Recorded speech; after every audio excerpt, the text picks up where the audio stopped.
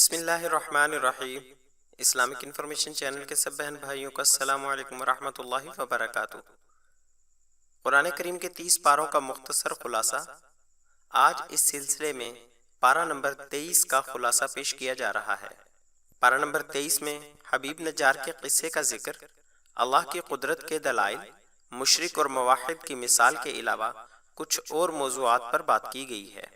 Video میں آگے بڑھنے سے پہلے آپ دوستوں سے گزارش ہے کہ معیاری اسلامی معلومات کے لیے ہمارے چینل کو ضرور سبسکرائب کریں اور آنے والی ویڈیو سے باخبر رہنے کے لیے بیل آئیکن پریس کریں۔ شکریہ۔ اس سلسلے کی باقی ویڈیوز دیکھنے کے لیے لنک ڈسکرپشن میں موجود ہے۔ نیچے ڈسکرپشن میں شو مور پر کلک کریں تو آپ کے سامنے مکمل پلے لسٹ کا یہ لنک ظاہر ہو جائے گا، یا پھر ہر پارے کا خلاصہ الگ سے دیکھنے کے لیے یہاں پر موجود لنکس کو کلک کیا جا سکتا ہے۔ 23واں پارہ وما لیلا۔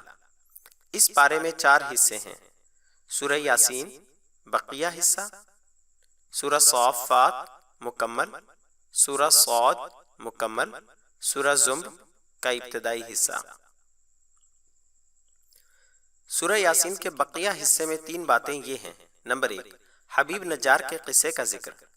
ایک بستی والوں نے اپنے 3 انبیاء کو جھٹلایا۔ ان کی قوم کا ایک شخص جس کا نام حبیب نجار تھا نے انہیں سمجھانے کی کوشش کی تو انہوں نے اسے شہید کر دیا۔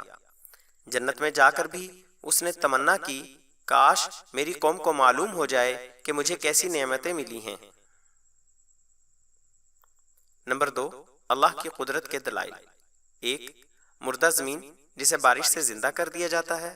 2، لیل و نہار اور شمس و قمر کا نظام۔ 3، کشتی اور جہاز جو سمندر میں چلتے ہیں۔ سورہ یاسین کی 3 باتوں میں سے تیسری بات ہے قیامت۔ نمبر 3، محشر کی ہولناکیاں، سور پھونکے جانے کا تذکرہ۔ اس دن مجرموں کے منہوں پر مہر لگا دی جائے گی اور ان کے اعضاء ان کے خلاف گواہی دیں گے۔ سورہ صافات میں 2 باتیں یہ ہیں۔ نمبر 1، جہنمیوں کا باہم لعن طعن اور جنتیوں کا خوشگوار مکالمہ۔ نمبر 2، انبیاء کرام علیہم السلام کے قصے۔ حضرت نوح علیہ السلام کا قصہ، حضرت ابراہیم علیہ السلام کی دعوت توحید، انہیں بیٹے کو ذبح کرنے کا حکم اور اس کی تعمیل۔ حضرت موسیٰ علیہ السلام اور حضرت ہارون علیہ السلام کا قصہ۔ حضرت الیاس کا قصہ جنہیں شام میں ایک ایسی قوم کی طرف نبی بنا کر بھیجا گیا تھا جو بال نامی بت کی عبادت کرتی تھی۔ حضرت لوط علیہ السلام کے قوم کی شہوت پرستی کا قصہ۔ حضرت یونس علیہ السلام کے مچھلی کے پیٹ میں ہونے کا قصہ۔ سورہ صاد میں 2 باتیں یہ ہیں۔ نمبر 1، توحید، تمام انسانوں اور موت و حیات کے پورے نظام کے لیے اللہ ہی کافی ہے۔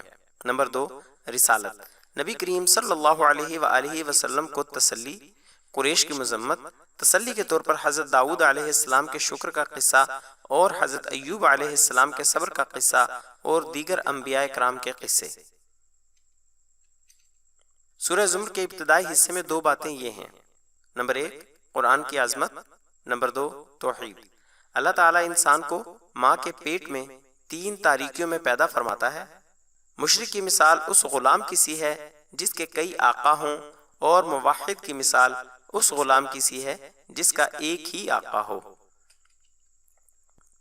آخر میں آپ دوستوں سے گزارش ہے کہ ہماری حوصلہ افزائی کے لیے ہماری ویڈیوز کو لائک اور شیئر ضرور کریں۔ شکریہ، جزاک اللہ خیرہ۔